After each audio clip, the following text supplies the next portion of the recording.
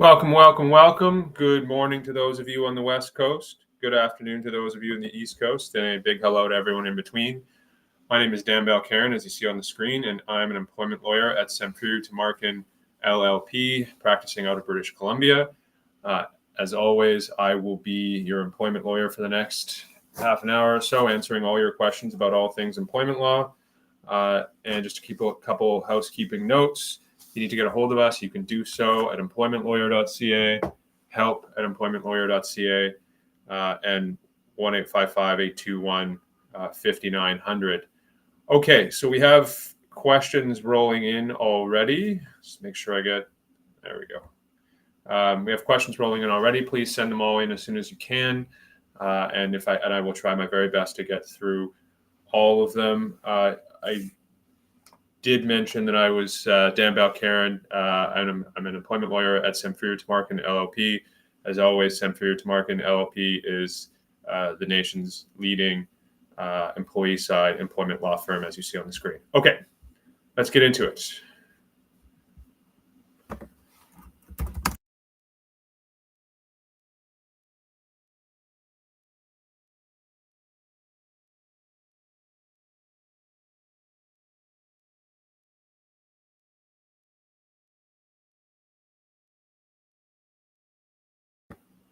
Sorry about that. Had some technical difficulties.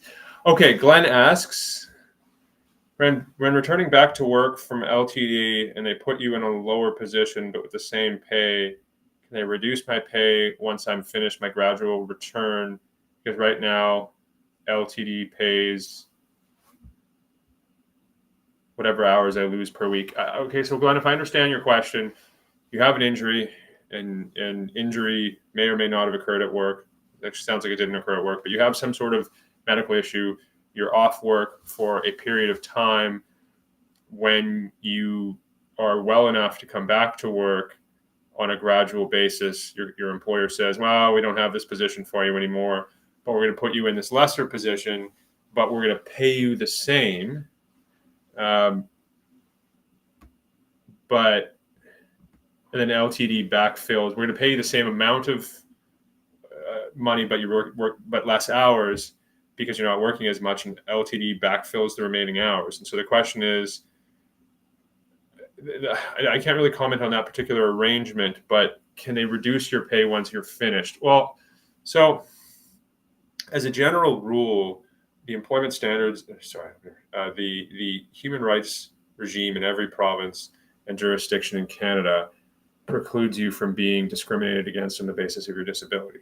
And so if you are reduced in your role and ultimately pay because of your health issue, even if the reduced role and then the pay falls trailing on behind, the various tribunals that administer human rights will look at it as one transaction, and you certainly would have a human rights claim for being discriminated against on the basis of disability. And so different jurisdictions handle human rights differently. I'll say in BC, we have our own separate human rights tribunal that handles all questions to do with protected grounds under the Human Rights Code, such as disability.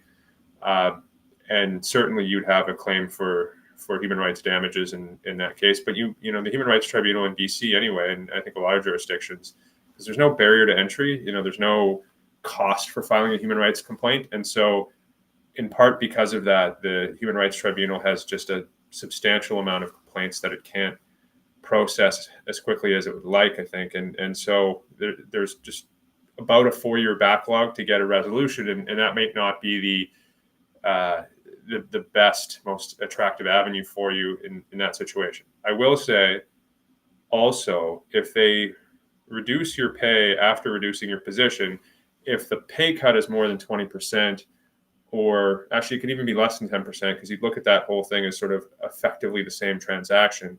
If the reduction in your pay is non-trivial and there's also a reduction in your position around the same time or part of the same transaction of you coming back to work, even though they're apart, and that reduction is also non-trivial in your position, you very much and very likely have a constructive dismissal case if you want. Constructive dismissal is I'll just back up here for a second to go to first principles.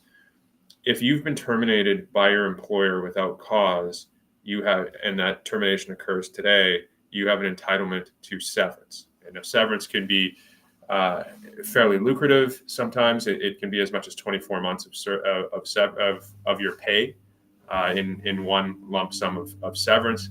But generally speaking, it's a function of what does your employment contract say, and then after that, your age, length of service, and position. But in order to get that, you have to be terminated without cause. However, there is something called constructive dismissal, whereby an employer has not explicitly terminated you, but through its actions, either in reducing a fundamental term of your employment or changing a fundamental term of your employment, such as reducing your pay or demoting you, it can effectively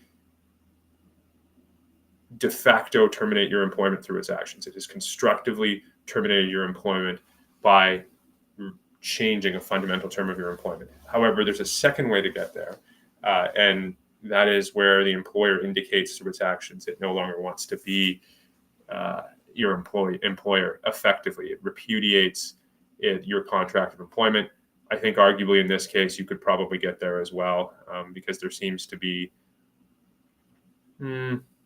you know what, actually, let's forget that second one, just the first one, reduction in terms. That is going to be sufficient in your case, most likely, depending on how serious these reductions are. So, Glenn, if there is a pay cut, or even just with the position change, you may have a constructive dismissal. And why would you want to claim constructive dismissal? Because it triggers your termination, or it is affect you saying, I have been terminated by your actions, company. And you would do that if you had a substantial severance claim. Now, here's the thing. Constructive dismissals are hard. You should never do them on your own. You should do them only with the advice of a lawyer. Glenn, you should 100% talk to a lawyer, particularly if there's going to be a pay cut. You need to get a hold of us. You can do so at employmentlawyer.ca, help@employmentlawyer.ca, and 1-855-821-5900. But never, when it comes to, don't say I'm been constructively dismissed. Don't ever take any action like that without speaking to a lawyer first and getting some legal advice. So you should absolutely get some legal advice, Glenn, on this reduction of your position and ultimately a reduction of pay if it does happen. But if you have, let's just say you've been there for 20 years and you have no employment contract, you may want to trigger your constructive dismissal to go after the potentially significant severance that you'd have coming to you. Whereas if you have an employment contract that limits your termination entitlements to the statutory minimums, or you've only been there for 2 years, it probably isn't in your best interests to trigger your constructive dismissal, and it makes more sense potentially for you to stay there as an employee. So lots of stuff going on, Glenn. I strongly recommend you talk to an employment lawyer. Okay, question from Stu.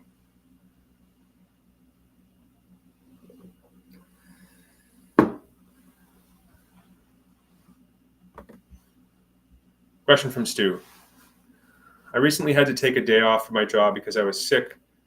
My employer is now demanding a doctor's note and said I'm not allowed to return until I have one.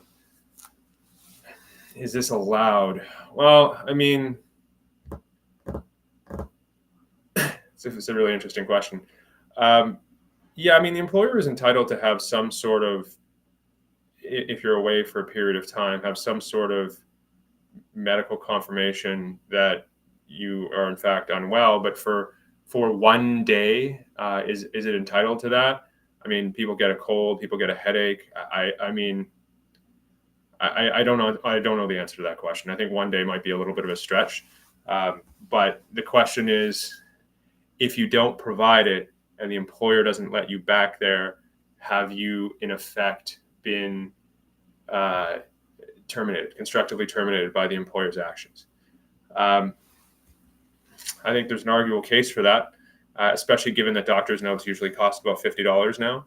I think the easiest path here, Stu, is just go get a doctor's note. Your doctor's going to write it. Just go to your doctor and say, I had a headache, whatever it was. I had a headache. I wasn't feeling well. I was groggy, whatever it is.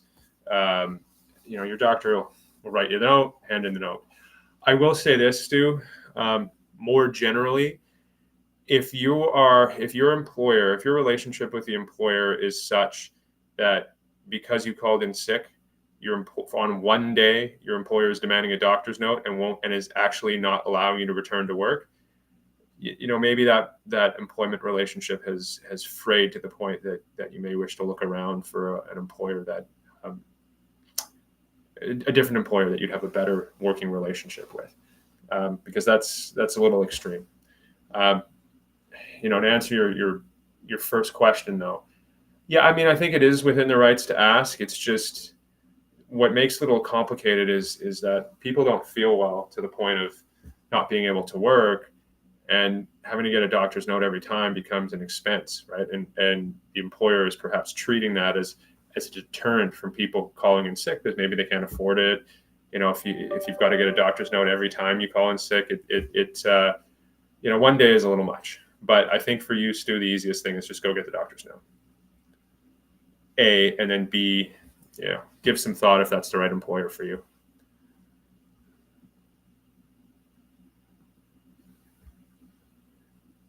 I don't know what this person's name is, so and I don't want to identify them, so I'm just anonymous. I work in Canada for a U.S. company.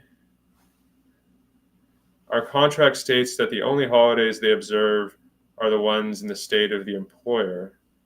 We do receive 2 floater days to cover some Canadian holidays, but I want to know if this is correct. You are entitled to whatever the Employment Standards Act in your jurisdiction says. So if you are a provincially regulated employee. So whatever, in BC, it'd be the BC Employment Standards Act, whatever that says with respect to, holidays. And yes, then you'd be entitled to all the holidays in your jurisdiction. Doesn't matter that they only observe. Sorry, am I misreading your question? They only observe the holidays in the state of the employer. Oh, I see. So where the head office is that what you're saying? No. You're entitled to the holiday pay of your jurisdiction that you're working in. Full stop. Okay. So whatever the holidays are in your province, that's what you're entitled to, and your employer has to comply with that. However, as always, the question comes down to how do you enforce that? You might be talking. I mean, the U.S. has a much smaller amount of holidays than we do in Canada, and I don't know about the rest of the provinces, but in BC we have one almost once a month, and so you're missing out on holiday pay. The question is, how do you get it, right? So you can politely inform your employer that, hey, this is the Employment Standards Act, and this is the Employment Standards Act, and these are the holidays I'm required to be paid for. Probably the easiest way to do it, going through your company's HR if they have one. You can enforce it, I believe, through the employment standards regime in your jurisdiction if you're provincially regulated. In BC, it'd be the Employment Standards Branch. You can do that, but I will tell you this: if you initiate what is in effect a court proceeding, court complaint against your company, your employer, for not paying you the correct amount of holidays, I don't know what kind of longevity your relationship with the employer is gonna have. Employers don't take very kindly to their employees initiating legal proceedings against them. So, and you gotta do the math. How much money are you actually out here? Is that worth it to you? But I would take a really good think, or I'd give a really good think to that one before I did anything precipitous. Probably the best solution here is an amicable one.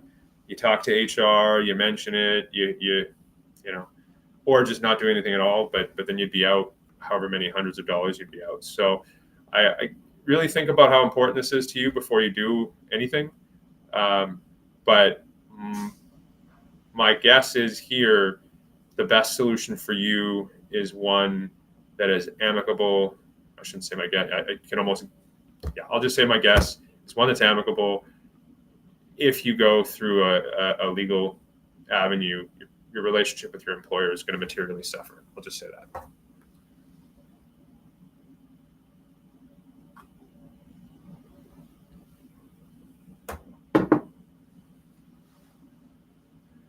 Okay, so hello. If off on leave for disability, can an employer force retirement on you? I don't think your employer can, barring certain very narrow exceptions, I don't think that your employer can force retirement on you ever. That's a discrimination on the basis of age, which is protected under the human rights legislation in every jurisdiction in Canada. So, no, it can't. It's doubly egregious when they're trying to do it because they don't want you to come back, because they most likely hired your replacement because you're on off work for disability. So the short answer to your question is no, they can't. And I would be if you can get this in time and you can post back, I'm curious how they're trying to force retirement on you, because you might be able to treat that as a termination and then have an excellent claim potentially for wrongful dismissal damages, human rights damages, depending on the situation, your contract and everything else, your employment contract. But you might have yourself a good claim there if that's what they're trying to do. So if you can, jump back in. But if not, Stephen, if you've got something concrete and not just sort of a, hey, we'd like you to retire, general floating it out there, you probably want to talk to an employment lawyer right away. And if you want to talk to us, you can do so at employmentlawyer.ca, help@employmentlawyer.ca, and 1-855-821-5900. Okay. Tammy asks, I filed a formal complaint with my employer and they started an investigation. I was then put on leave for 2 days, and when I returned to work, my manager didn't treat me well. You didn't tell me what the complaint was about. Human Resources has no recognition of my complaint or the investigation, and I'm being treated even worse. I feel like retaliation. Yeah, 100%, that's what it is. And I'm not comfortable to return to work anymore. What can I do? Okay. Yeah. This is always the problem when you make a complaint, right? And I've talked about that a few times in some of my impressions of various individuals' situations that so far here. There's a difference between what your right is at law and how your employer, which pays your check, is going to receive it. And if you submit a complaint, and Tammy, I don't know, you didn't say what your complaint was about. You just said formal complaint. If you file a complaint of bullying and harassment against your boss, and your boss is one of the founders of the company, I think chances are you're probably not going to work there that much longer. And what sounds like, Tammy, is after you file this complaint, and I don't know what it is, employer does not appreciate it and doesn't want you there anymore. So yes, if you are being treated, so if it was a safety complaint, if you issued a complaint about safety or bullying, which I think would imply safety, it depends. It's probably different from jurisdiction to jurisdiction, but you probably have a occupational health and safety legislation complaint in BC. It's called a prohibited action, and you can, through that process, and again, it varies from province to province, but through that process, you could get back pay up to the date of a hearing. There's broad investigatory powers on the part of in BC anyway. It's WorkSafe BC to look into it, but you need more than just you're talking about impressions of not being treated well. You need some concrete stuff, right? It can't just be it feels different, right? But yeah, no, certainly you have protections there if it's a safety complaint, or something that could implicate safety, like bullying and harassment. If it was a complaint with respect to, so that's probably what I would do if the writing's on the wall and this is not a salvageable relationship anymore. You said you're not comfortable to return to work. That's probably what I would consider doing, is an occupational health and safety complaint, depending on the nature of your complaint, the complaint that you sent to your company. If it was a protected ground complaint, like sexual harassment or human rights protected ground, on the basis of a disability or something like that, certainly no reprisal can occur that way. If you have enough evidence where they're treating you very badly, you could also claim constructive dismissal, which would terminate your employment.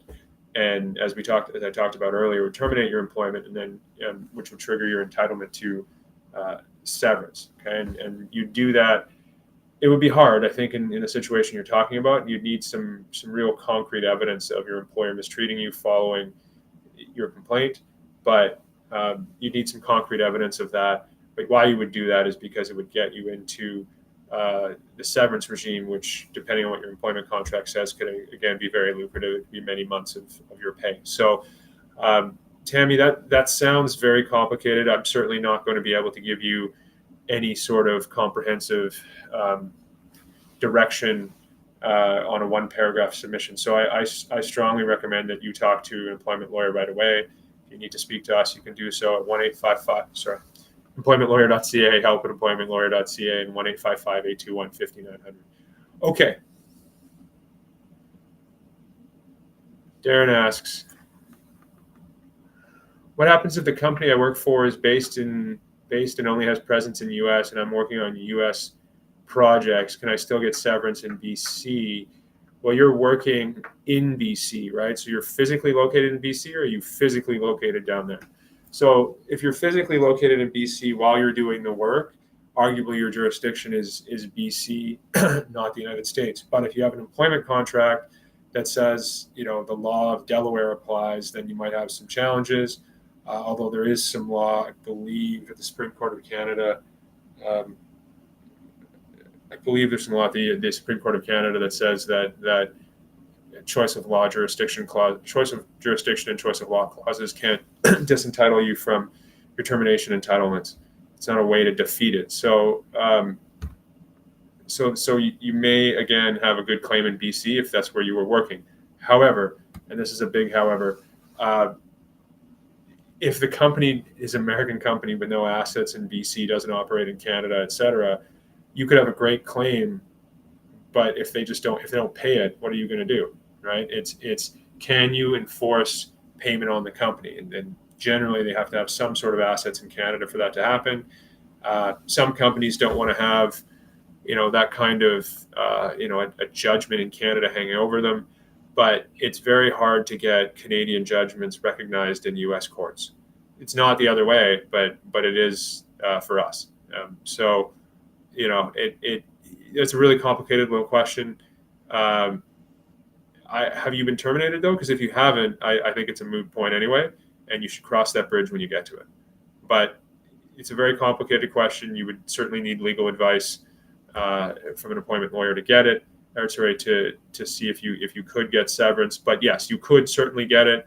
You might run into a problem where you just can't enforce the money you're entitled to. But yes, there is a substantial possibility if you're working in BC that you still have your right to severance, even though the American company is in the US. Okay, Stephen's back. I have another year of recovery. They have suggested it would just be better to take my retirement a little early. They brought it up frequently. They've emailed me about it. Okay, here's what I want you to do. Well, let me rephrase that. You may wish, Stephen, to save all those emails, take a minute in a journal and write down every phone call that you've had where they have pressured you or suggested to you that you retire. And in that journal, write the date, the time, if you can, of these contacts, who you were speaking with, and what they said. Okay, because that might be evidence for you down the road. But my suggestion to you is you have to be very careful what you say in response. I would talk to an employment lawyer right away. I think that you, Stephen, should. This is something that you're going to want to manage to conclusion. And it sounds like your intention is to go back to work in a year, and it's probably the position you want to take. But there are different things that could probably happen here. They want you to take your retirement. There might be a window open for sort of a mutual voluntary separation where they pay you some severance on a 50% discount, and you guys part ways. There are different things that could happen here, but you should have an employment lawyer help you with that. So, Stephen, you should talk to an employment lawyer right away. You can do so if you want to get a hold of us. employmentlawyer.ca, help@employmentlawyer.ca, and 1-855-821-5900. Okay, it seems like a specific name, so I'm just going to call this person B. I'm currently off on maternity leave, but due to complications from pregnancy and giving birth, my doctor has said I need to be off longer. I'm able to go on short-term disability after being off on maternity leave. I don't know the answer to that question. You would have to look at your insurance policy. So, I mean, you were on EI for a period of time, and that's probably run out. If there was top up from your employer, that may have run out. You needed to extend your maternity leave, which is really, it might actually just be turning into a medical leave at this point, although I don't really know if there's a distinction. You need some sort of money coming in. Who picks up that tab? You've probably exhausted your EI entitlement, although I would talk to Service Canada, because maybe they can flip you to medical EI for 15 weeks. That might be a good way to go. But whether or not you can go on short-term or long-term disability through your insurer depends entirely on what your insurance contract says, and what your insurance provider is willing to do. So I would certainly talk to them, take a look at that contract, and see. But certainly it's a possibility. I would also talk to Service Canada and see if Service Canada can just throw you on medical EI for 15 weeks. They're not. So I don't know if it actually is 15 weeks. I'll have to, however long the period is, but it depends on how much of your EI entitlement you've already used up with your medical leave. So it might not be able to do that, and that's a Service Canada question. Oh, look, Jay sent one question, so we'll just get this last question in. When you work for a company that later separates their labor pool under one company while their income is under another, can they simply file bankruptcy for the company paying for the employees, avoiding any obligations to pay, and shielding the assets that could have been liquidated to pay severance? This is a really interesting question. I haven't seen that. I think that would be inviting a lot of litigation. I imagine that. I mean, it depends how big the entity is, right? But I think there'd be some creative lawyers out there who would look at that and go, well, it seems like this was done to fraudulently defeat some sort of severance entitlement, and therefore, can you argue that these are common employers? There are certain cases that can historically have looked around that kind of division. I think time is the biggest issue there, Jay. So if this was done and then 2 years later that happens, then probably not. But if it's sort of like a bang series of transactions, maybe. But I do think that would be challenging for the employees. I think there'd be a lot of litigation involved, and those employees may want to, depending on how many of them, join together in a class for a class action lawsuit. It is no fun trying to go after an employer that has filed for bankruptcy. You often just, there's no point. Pennies on the dollar is what you'd recover. It's really interesting. I've never heard of that before, but I do think that I'll put it this way: the law isn't stupid, Jay. And so if a company is blatantly trying to defeat employees' severance entitlement in this way, the courts will probably do what they can to find a way around that, to assist employees, because paying employees at least their minimum entitlements under the various employment standards legislation is a sacrosanct thing. It is only avoided under the most extreme circumstances. And I don't think this is a door that anyone wants to open, where companies can start doing that kind of thing. So anyway, Jay, if that's what happens, I know, Jay, you're a frequent poster on here. If with your questions, and thank you for that. If that's what happens, please check back with us and let us know, because that is a really interesting question that I've never heard of before. Okay, that's it. We're done.